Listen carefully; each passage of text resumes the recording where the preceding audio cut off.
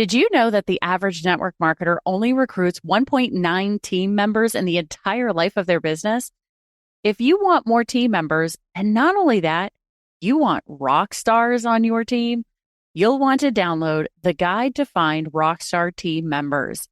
This easy-to-follow guide will show you the 5 traits that every rock star in direct sales has, so you will know when you've found your next rock star. Go to badassdirectssalesmastery.com/rock-star so I can send you the guide. Welcome to the Badass Direct Sales Mastery Podcast with your direct sales dom, Jenny Bellinger. Badass Direct Sales Mastery is a podcast for rock star direct sales moms who are determined to make their business kick ass. Jenny will share her knowledge of effective sales and recruiting techniques, tips to get what you want from your business, and will interview direct sales professionals and leaders from various companies. The interviews will give insight to how these rock stars got to where they are and where they plan to grow in the future. And now, the direct sales dom, Jenny Bellinger. Welcome back to another episode of Badass Direct Sales Mastery. I'm your host, your direct sales dom, Jenny Bellinger, helping you whip your business into shape. And today I have with me Oliver Wolf. Now, I was lucky enough to meet Oliver on a couple of virtual summits in the past few months, and I knew I had to have him on to talk about sales and consciousness, and we're going to probably dip into some leadership and who knows, maybe even some automation and ways of making sure that you are as hands-off in your business as possible. All of those things I knew you guys would be interested in. So let me tell you about Oliver.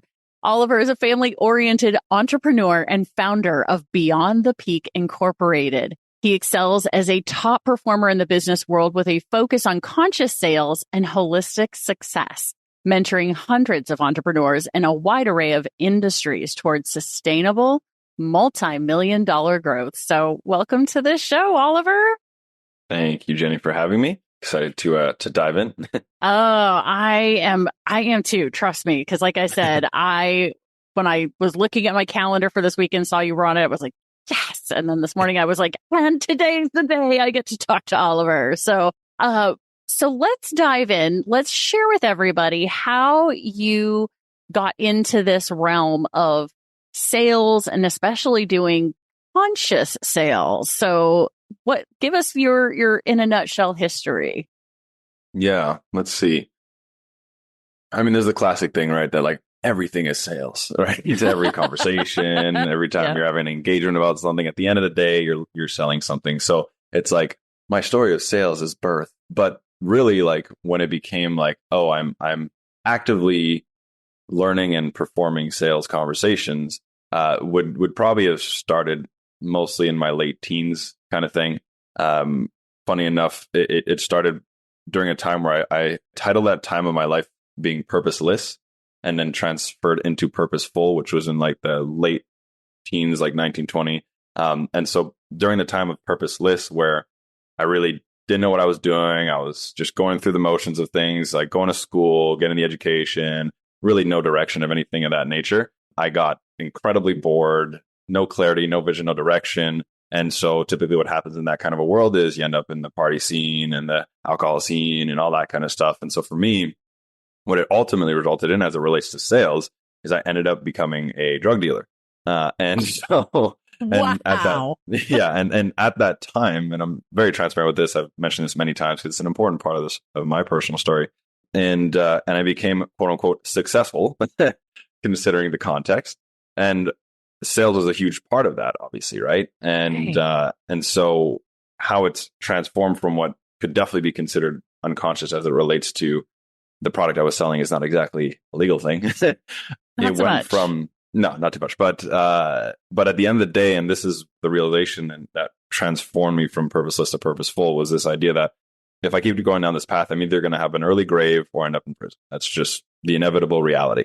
And when that really landed for me, I started to ask myself, like, well, what am I doing? Like, what am I really doing here? And what I came to realize was I am running a business.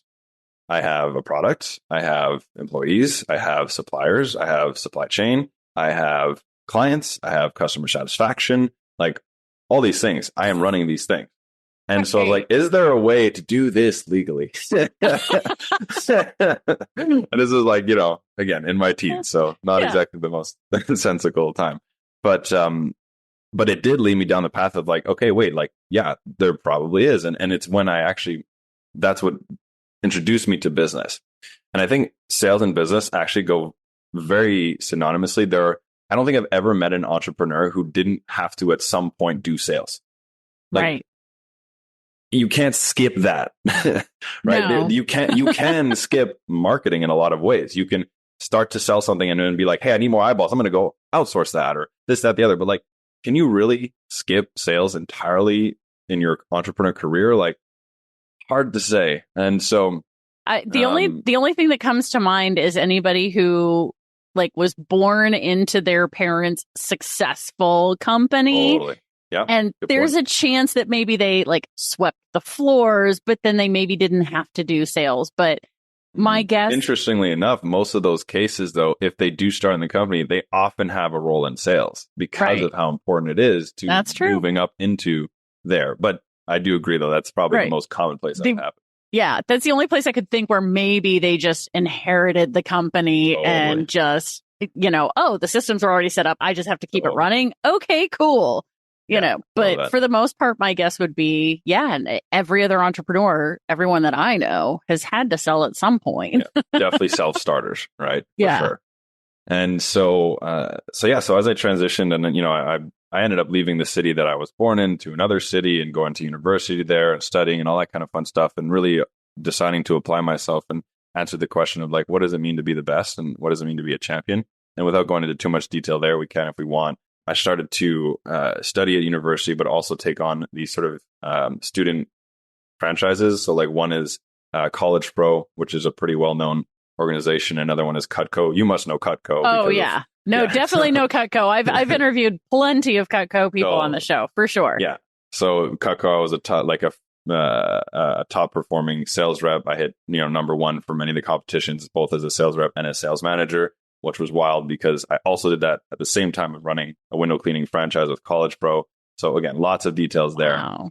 But ultimately it went from like, again, this place of like selling a product I probably shouldn't be selling to selling within these organizations and these ways. And again, it was all very tactical, right? There wasn't a lot of like, what's behind what I'm doing? It was just, here's what I'm doing, right? Here's this technique, here's a strategy, here's this method, like do the thing, assumptive closing, yes ladders, like objection handling, pre-objection handling, like all these things, right? All these terms. The takeaway. Sure, right? And so what's really cool is the shift happened when I started to recognize how important it is to embrace where you're coming from with these techniques, strategies, and tactics. Because the difference between, say, what we call conscious sales and what we may call crony sales or unconscious sales or shadow sales or something of that nature is not the techniques and the strategies and so on. It's where you're coming from. What is your intention? What are you seeking to achieve? And to give you an example, there is manipulative styles of objection handling and there is empowering styles to objection handle. Yes. Right. But both are objection handling. And you could literally say the same words, but the context, how you say it and why you're saying it and where you're trying to go with it, that's the difference between a shadow salesperson and a conscious salesperson. Ooh, I like that. Okay, so any of my woo-woo badass crew just went, oh, a shadow salesperson and a conscious sale, like they are all in now, right? On this conversation. And already I can see a couple of the people who I know are conscious listeners who are just super, like their antennas just went up listening to this. So explain then now, because you are helping other businesses that are ready to offload their sales process. So they're like, okay, I just want to deliver. I'm making enough money now. I've learned how to sell, but I just want to deliver my product or service. And so now you're doing you and your team are doing those kinds of sales now. So explain to us the conscious sales that you guys are helping other businesses with. Yeah. And I'll even bring it up a level for full context. So like our mission and vision is to make conscious sales no longer the outlier, but the standard. We define conscious sales in its simplest form, basically empowering people to make a buying decision that's in alignment with their highest selves, right? And so how that's done is we're trying to do that by either having people, which are, for now, our niche is really like coaches and course creators and those kinds of like consultants sort of vibe. And it's either that they outsource entirely to us and we take over their sales department, because what we find is there's not a single like highly successful coach that or consultant or course creator who thinks to themselves like, you know what? I want to not do the coaching and do more sales calls. Like that's never the thing, right? It's either one of two things. They either want to be on more stages and get on podcasts and you know, get their message out, or do the coaching and transformation and all that kind of epic stuff. But none of them, again, in the beginning, coaching businesses, they're ecstatic, right? Oh my God, I got a sales call. Someone wants my transformation. But once they get to the like mid 6 figures, 7 and beyond, sales calls are nothing but blockers. They're noise, right? They're pressure and noise. And so that's our opportunity is we come in and let them fully outsource, or again, we have sort of a done with you consulting where if they already have some team and they're like, you know what, I want to keep it internal, totally cool. We have an opportunity to bring it there. Because again, our goal is to make conscious sales no longer the outlier, but the standard, and bring that into businesses, whether that's by them outsourcing to us and we become a part of their team, or bringing it into their team, doesn't matter. We just want to make conscious sales the standard. Yes, I am definitely on board with that, because the idea, because I think the sales industry over the decades that I've seen and been studying this, because you know, I got into direct sales in 2010. I really started studying sales techniques and processes and all of that probably in about 2011, 2012 time period. Because I was like, okay, I've got the basics. How can I take this up a notch? How can I take this right? And so I started getting introduced to different things. And you can kind of see, if you look at all of the different books, training programs, et cetera, that are out there, you can kind of see over the course of years, like, in the 70s and 80s, it was hardcore, pushy sales tactics was the standard, right? And then in the 90s, like manipulating to get a purchasing, like to get a purchase, just plain and simple. Just get the money, get the money, get the money, get the money, get the yes, right? Yep.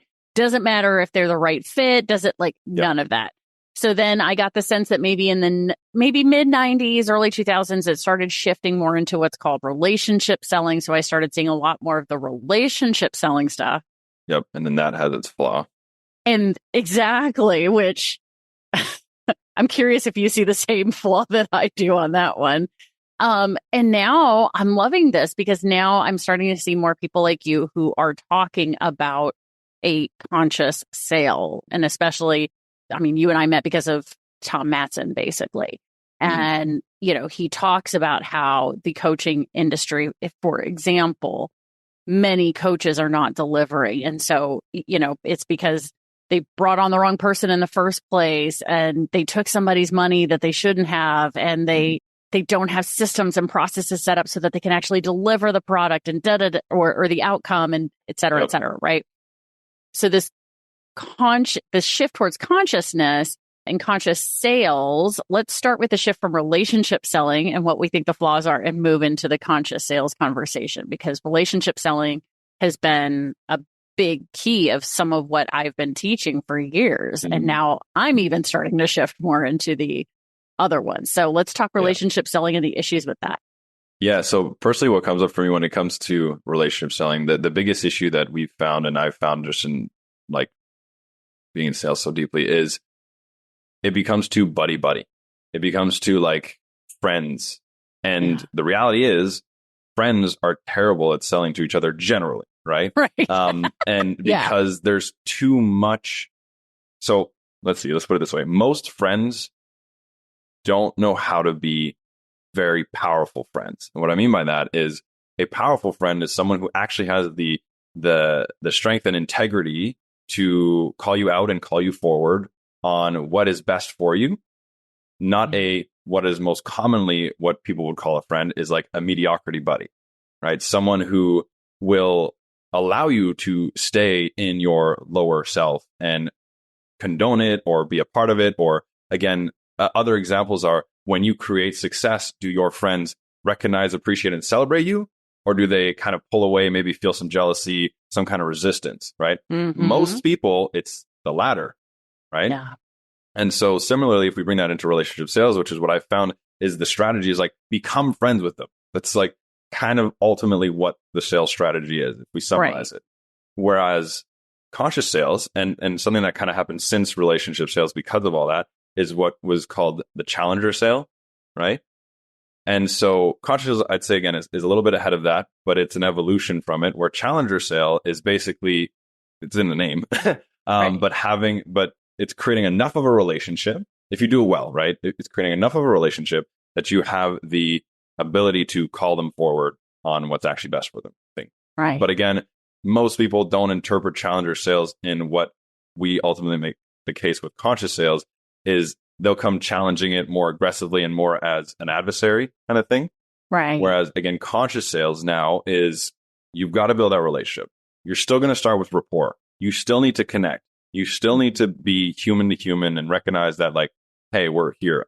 But ultimately what's really important is creating enough connection to have the know, like, and trust that's required to make any kind of a decision together, and get to a place of comfort where you as the conscious sales rep or whatever you want to call it can call them forward on their shit and hold space for that shit so that they can make it through into a buying decision, whether a no or a yes doesn't matter. I want a buying decision and I want to do everything I can to support you in getting there.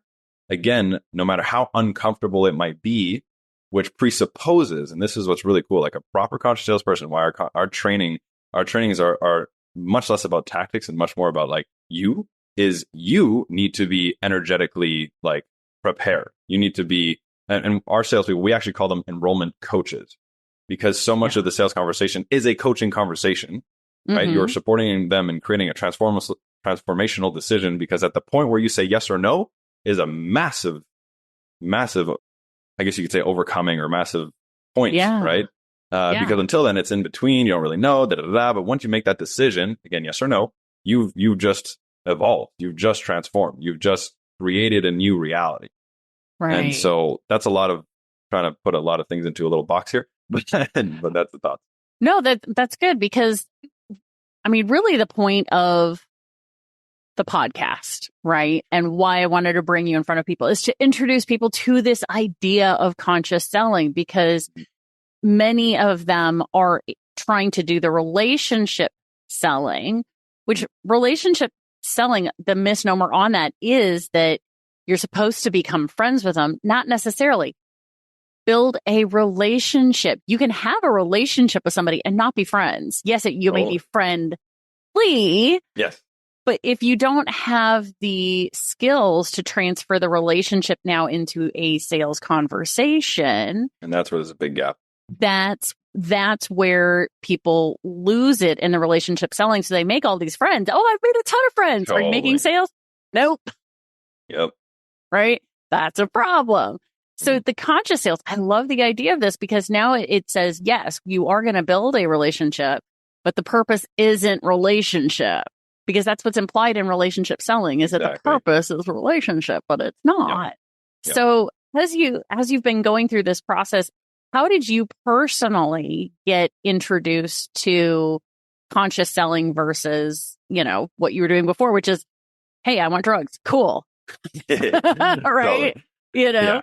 Have product will sell. Yeah, for sure.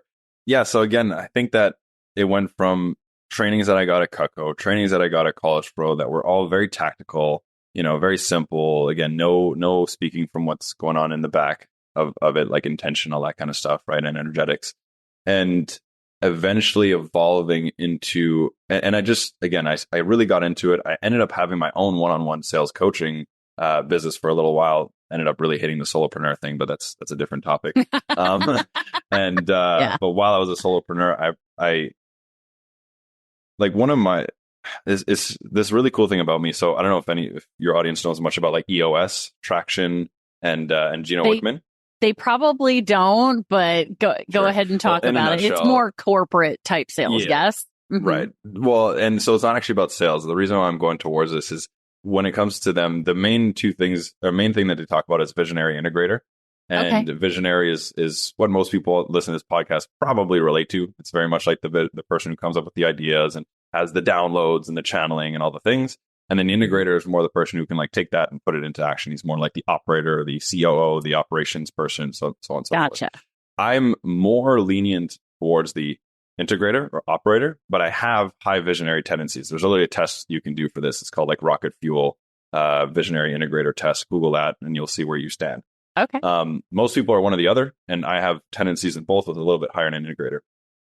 I bring this up because when I got into like my sales coaching, I got really systemized about what is the operationally best way to sell. And with my visionary tendencies, was able to like just have visions and downloads about like how to go about it. And I started to discover how to bring both the logical and the emotional into sales conversations. So before that, it was all logical, and I stayed very logical, right?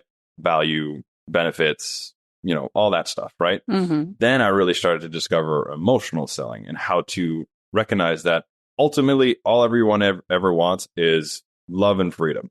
And like really when you like just keep, if you why something, the 5 whys strategy, like, hey, why, and you'll get to like a general root why. If you like 10 why, it's going to be freedom or love. it's like, it's pretty much inevitable. That sounds about right. And so what became powerful is in my sales coaching, I started to figure out how is it that no matter what industry you are, you can connect it back to these emotional whys. So I had clients that were like, I don't know, trying to think of some of the randomest ones. I mean, luxury home developer, right? Where the average sale was like $15 million. And so it was interesting to try to connect that because like luxury stuff is like kind of like that kind of a buyer, the affluent buyer is quite different. But we found a way to make it all work and connect back to like their why. And it always ended up coming to the same thing. And he was closing like 2-3x more at the time with those methodologies.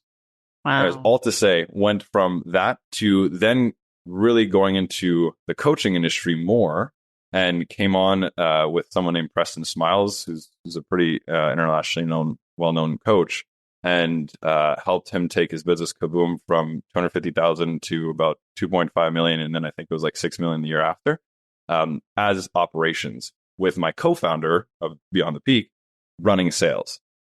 And that's where we really took it to another level. And David truly, so my co-founder, David, is really more the founder of the conscious sales methodology. And I'm more like an assistant to it, if you will, or support to it. And so he really developed that with Kaboom and with Preston Smiles, with my supporting operationally. And then we took it from there, founded our own business, created the model and the method, and now have that operating with our clients. That is so cool. So the people who listen to this show are most typically people who have been in the direct sales network marketing industry for quite a few years already. Many of them are starting to develop their teams, or they've developed a large downline and they're listening because they want to learn what they don't know yet that can help them and the rest of their team. So the conscious sales piece is really important. And as people are going through and looking at how to include this, it sounds like you guys have a process behind this, that there really is either a training to go through, or B, a book or something that people can get access to learn this. Because I wish I could say this is something you could learn in a 25-minute interview, but we're not going to be able to dig in deep enough for somebody to really master something like this in that short amount of time. So what are some of the key starter things in a conscious sales conversation that people who are listening right now can start maybe implementing right away? Yeah, good question. And I'd love it if you could have David on the podcast too, because he's truly like, you ask him that question and he'll be like, bam, do this. Okay, he'll cool. nail it, right? What I can still say in the meantime for sure that I think is really important because it's so immediately applicable and doesn't require a whole bunch of development is, as I sort of preluded all of this too, is like so much of it is where you're coming from. And so I invite you to have a practice, and the easiest one is a meditation before, whether it's the beginning of your, like if you let's say you, depending on who you are, you have like a bunch of sales conversations coming up or demos. I know demos is huge in direct sales generally. Oh, yeah. And so if you've got a day of demos coming up, do a meditation where you dive into becoming completely unattached to the result and entirely attached to bringing as much value and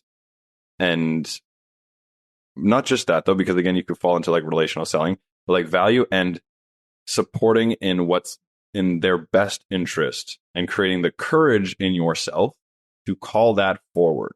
Because again, it's like the hardest thing in this thing is no longer the close, right? That's generally what people think is the hardest thing in sales. When it comes to conscious sales, the hardest thing is actually having the courage to call someone forward on their shit. Right. And so a lot of the direct marketing could be something like essential oils, Right. or which will generally connect to health. And so it could be difficult and scary to call someone out on their health problems. Yeah. Right. It might feel like a very touchy subject, but that's your duty, right? It's your duty to get them out of their shit, to see what's real and what's true and not let them be victims and don't enable them and all that kind of stuff, to move towards the buying decision that's in the best interest of their highest selves. Yeah. Right? So again, coming back to what I said, like my sort of tidbit, if you will, is, and you could even just find a meditation on YouTube if you wanted on it, that ultimately brings you to a place where you're not attached to the purchasing decision, simply attached to getting them to it, right? But not of what it's going to be, but to get to it, and to make sure that you get there from a place of their aligned highest self and creating the courage in yourself to do that. Oh, I like that. Okay. If you and your partner have not created that guided meditation, you totally should. That'd be a great that's a really good point. I'm going to take that note. That's you go really right ahead. Because could I do it? Yes. Am I the best person to do it? Not necessarily, unless I want like my audience to hear my voice. But you guys have been doing this. You're already doing these meditations yourselves. Yeah. So I think that'd be fantastic. As soon as you create that, please send it to me, and we'll let the audience know. Hey guys, do you remember that Oliver guy? Yep. Yeah, it's a fun little lead magnet or whatever. Just extra value for sure. It's a fantastic resource for people, right? And it allows people to see what you're talking about when you say like do this meditation, because there are a portion of my audience who are fairly consistent meditators, and there are those who aren't. And so those who aren't, I know oftentimes what helps get them into the meditation space is that guided piece, so that when they can hear something and has someone walk them through the process, then they can do that 5, 10, 15 times. And then they're like, okay, I don't need it anymore. I could just do the thing, like sit out my car before I walk into the hostess's house. And I think what's cool about this too is like, I think a lot of people who don't do meditation, it's ultimately because they don't really see a result necessarily immediately or things like that, or they just don't believe in such. And so this kind of a practice though, which is why I almost stray away from meditation because of what I just said. But it's like, it's so immediately practical because it puts you in the state needed. And I think anyone who's any good at sales understands how important state is. Like you can have the best lead you've ever had and be in a shitty state and completely flop it. Yep. Right. And so that's what's great about this is it just puts you in the right state to show up most powerfully to get them to the buying decision that's in their best interest. I absolutely love that, because it's so true. It's so completely true. And I know in addition to that, now you do have an amazing resource for the Badass crew that can help them understand more about the conscious sales process, which is understanding the hero questions. Yep. Tell me more about that. Like, we don't have to give them all the information because obviously we want them to go grab that resource and learn about it that way. But tell us about the hero question. Yeah. And even to bring that up a level too. So the reality is we do have a conscious sales training. It's actually like a low ticket, do it yourself program. It's pretty cool. we're pricing it at $1,000. It's pretty damn affordable considering what you can get out of it. No kidding. And, so that's there. And so one of the elements of the conscious sales training is the hero questions. And so the hero questions has a lot to do with the fact that a sales conversation can't be a script. Mm-hmm. And so what it is these questions are formulated in a way to navigate a conversation, but not set it in stone. Right. And so I don't personally, and I actually don't think I've ever seen anyone really follow a script to the T. And when you do, it's robotic. It feels unnatural. It definitely doesn't create real connection because it's scripted, right? Both literally and figuratively. Right. And so the idea of these hero questions is they're the kinds of questions that dig into the direction that gets you connected to the individual, get to know what their primary like concerns are, issues, all that kind of stuff, find their desire, find where they're at, create the gap in a natural way, and be able to support them in closing that gap through the offer you have. And I love the opportunity to give people like a physical thing that they can totally start using right now. So, it's immediately usable. Yeah, absolutely. So for Badass Crew members, you guys know, go to the show notes. The link is there for the hero questions, nice and big, bold letters, and the link there to get you directly there so you can go download this PDF. But for those of you who are new, maybe it's the first time you've ever listened to Badass Direct Sales Mastery. All you have to do to grab the link is click on today's episode, whether that's on your phone or on your computer. Most people listen on their phones, though, I'm going to be honest. So as long as you're not driving, grab your phone, click on today's episode, scroll under Oliver's picture, and you'll see where it says show notes or episode notes. Go ahead and click on that. And inside the show notes, the see more down below that is the hero questions, because we give all of Oliver's contact information, his social media. So if you want to follow him in different places. But Oliver, if they have enjoyed what you've had to talk about today, how would you like the listener to reach out to you and connect with you outside of the hero question option? Yeah. And I'll also give you guys a prompt as to like why to connect, right? So ultimately, there's like two main reasons to want to connect. One, if you are yourself a around 7-figure plus coach, creator, consultant, something of that nature, and you're wanting to deleverage yourself from sales entirely, definitely want to talk to us. If you're just ultimately looking for sales, support, advice, operational efficiency as well, but sales in general, I'm happy to have some open conversations. I'm not attached to like every hour is $500 and all that kind of stuff. Like, let's have a dialogue. I'm happy to hang out and support. And so for either of those two reasons, you can email me at go@beyondthepeak.co, and that's .co, not .com. Right. So go at beyondthepeak.co. And one last thing I'll also say, the reason why it's hero questions is a lot of our framework and everything that conscious sales is it follows the hero journey. And recognizing again that a sales conversation is in itself a hero's journey.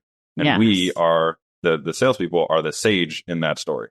Yes, the guide, the sage, the Gandalf for you super nerdy people like me, to help bring people on their journey where they are the hero, where they're fixing their problem with your help, with you walking them through. Absolutely. Oh, I love that idea.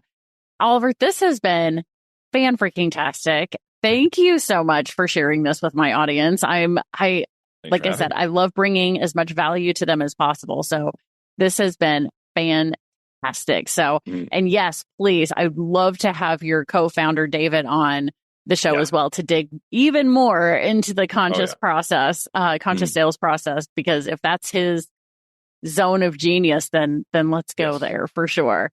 So, all right. Well, thank you again for being here. You're awesome. I can't wait to see where we all go and how we continue to connect and collaborate and work together, because that will definitely be happening. So Badass Crew, you know how this goes. Stay tuned, because there's another badass episode on its way. Thanks for listening to the Badass Direct Sales Mastery Podcast with your direct sales dom, Jenny Bellinger. Why are you waiting to go to badassdirectsalesmastery.com? Don't make the dom get her whip. If you enjoyed this episode, make sure to share it with another rock star that you know in direct sales after you subscribe to the podcast so you won't miss any future episodes. You can also check out the show notes for links and any contact information mentioned in today's episode. We'll see you next time.